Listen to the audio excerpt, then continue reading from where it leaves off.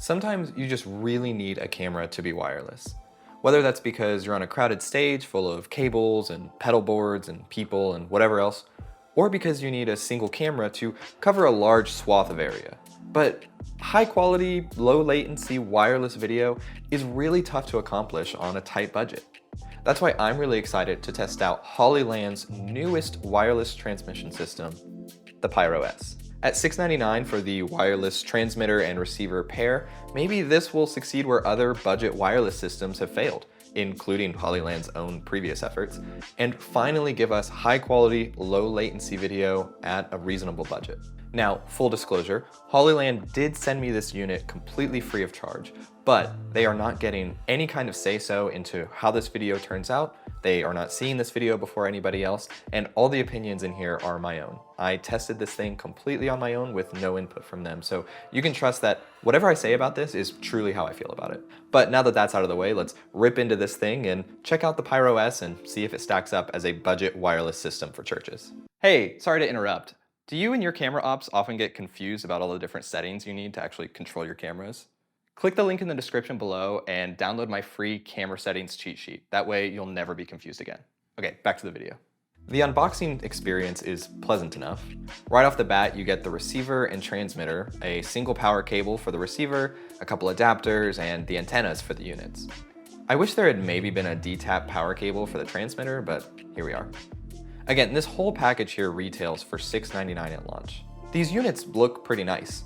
They feel good too, with the metal construction, definitely not too flimsy. Well, except for these antennas. Once you screw them on, that's it. There's no actual articulation for it. They're flexible, but it kind of feels like if they were to get kind of ripped or bent in a weird way, they may not recover and may just completely break off. There's no natural hinging or bending in it, so you can position them where you actually need them. And I have no idea how much force it would actually take to bend and break one of these guys off, but it was just something that kind of stood out to me as I was putting these together. I really would have liked to see actual adjustable antennas rather than just these little flimsy guys. It's worth noting that they did provide one extra antenna in the box, so if you lose one or one breaks off, you're good to go.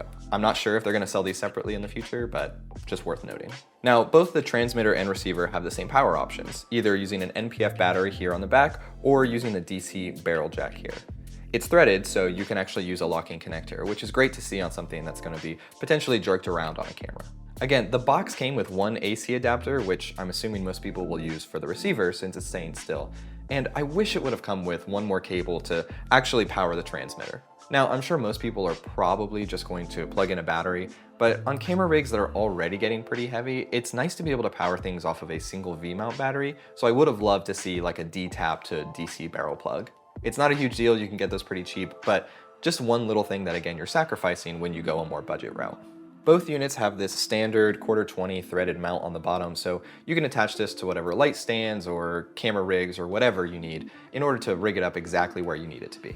I don't love that they sit in this kind of horizontal form factor. I don't know what it is, but on a camera, this just feels kind of bulky between the horizontal form factor and the antennas. It's just a big square that you end up needing to fasten to the side or top of your camera.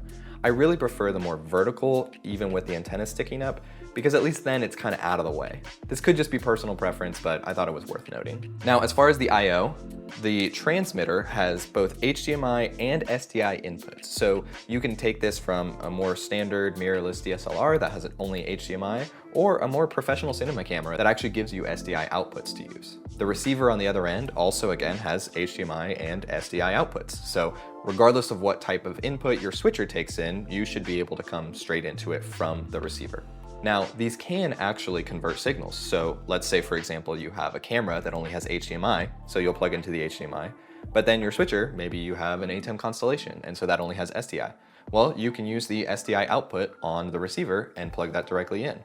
So that's cool that it supports that in case you're in a system that you need to use a lot of adapters normally. I will say the quality seemed a little different when you were doing that conversion. That might just be something with my setup, so your mileage may vary, but it's worth noting that that could be actually a real issue. Both of these units also have a USB-C port on them. These are used for a couple of things. One, I imagine, to update the firmware down the road if Hollyland ever releases some updates. But two, it also has some connectivity options. You can actually adapt this USB-C to a USB-A and then plug in some sort of USB wireless dongle. Then you can use this to actually connect to the internet and stream directly to an RTMP location. I don't really know anybody who specifically has that as a use case where they want to stream from a camera. If that's you, awesome, this can do it. For me and a church live stream, I just don't really see that being realistic. Even if you're doing a single camera setup, you still probably want audio from your soundboard and potentially slides coming in and other things. So I don't really see most people in a church setting using that feature, but it's good to know that it's there. And then on the receiver side, it also has a USB-C, but this is more for an output to plug directly into a computer and be recognized as a webcam. That way you could pull it directly into OBS or vMix or anything else and stream directly from that. But about that, when I tested this at home, I could never get it to actually recognize that anything was plugged in. So I don't really know if that's just not working yet, or it's coming in a future firmware update, or I did something wrong. But they're touting it as something that should be directly plug and play and super easy to set up, and that was just not my experience. So if you're trying to buy this for that particular feature, I would say hold off and wait until maybe you see some other people talking about it, because at least in my experience, it didn't work. Now, when you power these guys on, they're gonna automatically connect to each other using the best channel that they can. Now, a big thing with these units that Hollyland is touting is that they can work over 2.4 gigahertz and 5 gigahertz. And not only that, but they have supposedly some fancy auto hopping technology where they can hop between those bands and even between different channels on those bands in order to find the best signal for your particular units and your particular location. I wasn't really able to test that directly by creating interference or anything like that, but I will say when I did range tests and quality tests, I didn't notice any dropouts at all. So whatever kind of things they're doing to keep these connected seems to be working. Connecting was always extremely quick and I didn't see any dropouts, so that's always good to see in a wireless system. Another cool thing about these units is that one transmitter can actually be paired with up to 4 different receivers, and some of those receivers can actually just be phones running the Hollyland app. Again, I don't really see this being super useful for a church live streaming setting, where usually you're just gonna wanna go back to your switcher and then maybe do some video routing out of there. But if this is being used on a film set of some sort, I can see that being extremely useful, where you have one monitor going to a director, one going to a client, and one going who knows where, somebody off-site. It's really cool to know that that's an option, but again, for this particular use case, it's not super useful. The rest of the menu is pretty easy to navigate using their hardware buttons on the side, thanks to this nice screen that they actually have on the units. It's super easy to read at really any angle, and it always shows you some amount of info even when you're not in the menu. Now, the menu options themselves are kind of unremarkable. You have some options to manually set channel and frequency, although I don't know if that's really worth doing, again, given that these have supposedly super advanced channel selection logic. Your mileage may vary on that though. You also have the option to switch between HD and smooth mode on your transmitter. Now, HD is supposed to prioritize the quality of your video, whereas smooth is supposed to prioritize the latency of your video. In real life scenarios though, I didn't actually notice much of a difference between the two in quality or in latency. Depending on what your use case is, you may or may not need to actually change that. Maybe if you were in a more crowded environment or at greater distances, that would become more of an issue. But again, inside of a church building, it didn't really seem to be much of an issue for me. Now, speaking of long distance, what kind of range can you actually expect with these units? Well, Hollyland is specifically advertising 1,300 feet of transmission between these units. Now, I didn't actually break out a tape measure and measure 1,300 feet, but I did walk around our church building and even go into our basement, which is entirely walled off with cinder blocks down a long flight of stairs, and I didn't really have any connection issues. I had one small blip, seemingly as it was maybe changing channels as I was making that walk, but other than that, the quality seemed fine and I never had any dropouts. So while it may or may not actually reach 1,300 feet, the connection range seems really good and was probably more than enough for most church buildings. Now, regardless of what your building looks like, I always recommend that you mount your receivers pretty close to where the transmitters are gonna be. Whether the range on these is great or not, you never really want to have to worry about that, especially once you get a lot of bodies and a lot of cell phones into the room with the wireless system. My recommendation is mount the receivers up on stage and run a long cable back to wherever your broadcast room is. Okay, so the package is good, the range is good. The only things really left to test with this are maybe the most important, the quality and the latency. So let's start with latency. Hollyland claims 50 milliseconds of latency at a minimum, which maybe doesn't sound like a lot when you think about time. 50 milliseconds isn't that much. But when you start thinking about it in terms of frames, that's when you start to see some issues. Let's say that you're broadcasting at 24 frames per second. That means that each frame is approximately 41 milliseconds. That's less than 50, which means the latency is going to be more than one frame. So if your latency is 2 frames, okay, that's actually closer to 80 milliseconds. So even though the latency of the units themselves is only 50 milliseconds at best, the actual latency ends up getting closer to 100 milliseconds and 2 to 3 frames on the camera. That starts to become an issue when you're trying to time align them with other cameras or the audio that's going on, and especially if you're trying to use iMag in the room. And this was definitely noticeable in my testing. To test this out, I took the HDMI output from my camera monitor and went into an HDMI splitter.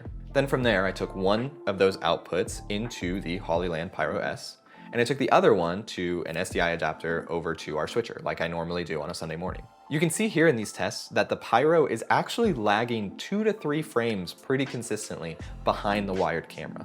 And you don't even have to slow this down like I am in order to see this happening.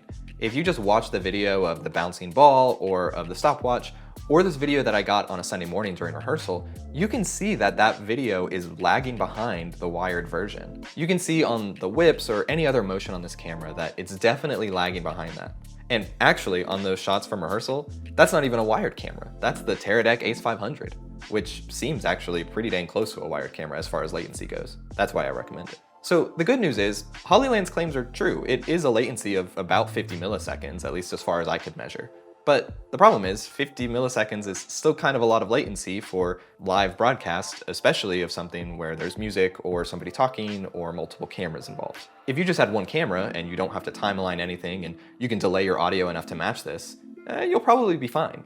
But also if you only have one camera, I don't know why it would need to be wireless, so this kind of seems like a non-issue to me. Now, is this latency the end of the world? Probably not. Honestly, there's a lot of people out there who probably wouldn't even notice this amount of latency unless you really pointed it out to them. So it's kind of up to you whether or not this latency issue is a deal breaker for you and your broadcast setup. Only you can be the judge of that. But before you say, absolutely, I don't care about latency and I'm gonna buy one right now, hold up before swiping your credit card, because we still need to talk about image quality. Hollyland claims that they'll take a signal up to 4K 30. And technically I didn't actually test 4K 30.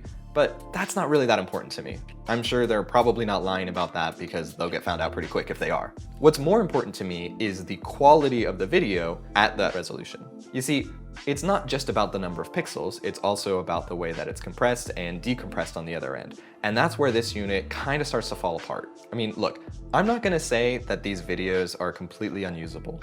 But again, when you look at that side by side, the quality is just drastically different. You can see some compression blocking in the areas with less movement. You can see, honestly, just the quality of the video in general. There's lacking a lot of detail and things kind of start to become a little bit more smeary rather than looking really sharp like they do off of the Teradek signal. But then there's the other thing of, look at the actual colors and contrast of these videos. They're completely different. And we can see this when we compare it either to the hardwired setup or when we go through the Teradek even. The contrast is just way off. It's like there's this semi-transparent white overlay completely over my entire signal. Even when we just have a black screen, it just looks completely different than an actual black screen. And to me, this just kind of feels unacceptable. I mean, sure, maybe I could adjust the settings in my camera to try to adjust for this, but when we're talking about contrast at this level, when just blacks don't even look remotely black, it's kind of gonna be hard to fix in the camera, and it's gonna be extremely hard to color match to the other cameras in your setup. I don't know, I just feel like regardless of what kind of compression or what other quality issues you have, you should at least be able to accurately reproduce the colors that you're seeing on the camera on the other side. And look, maybe this is something that can be fixed in a firmware upgrade down the road or something like that, but definitely don't buy these now with the promise of that in the future. This just doesn't look good, and there's really no getting around that. Do I think that this dip in quality is the end of the world? No. But do I think it's a good investment at $700 per camera for your live stream? Also no. Look, if you're a filmmaker and you only plan on using this for some remote monitoring of your cameras for either yourself or your director or your client, and the color accuracy isn't as important, but rather just the framing and seeing the overall vibe of the shot, then yeah, maybe this is for you. And if you've heard all the other points I've made and the other features that this has, and they line up with what you're looking for in a wireless transmission system, great.